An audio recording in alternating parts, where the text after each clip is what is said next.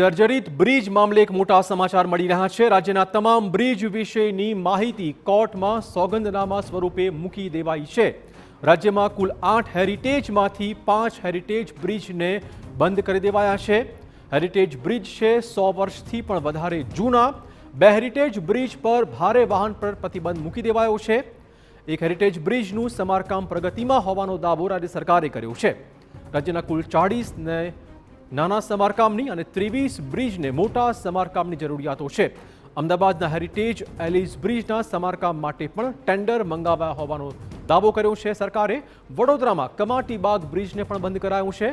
કમાટીબાગ બ્રિજની બાજુમાં નવા ફૂટ ઓવર બ્રિજની કામગીરી પણ પ્રગતિમાં હોવાનો દાવો કરાયો છે। બંધ પડેલા હાટકેશ્વર બ્રિજ મામલે હાઈકોર્ટમાં સરકારે ફાઇલ કર્યું સોગંદનામું। 2 વખત ટેન્ડર મંગાવવામાં આવ્યા પરંતુ કોઈએ રસ ન દાખવ્યો। રાજકોટના જામનગર રોડ પર આવેલા સાંડિયા બ્રિજ મામલે પણ સોગંદનામું ફાઇલ કરાયું છે।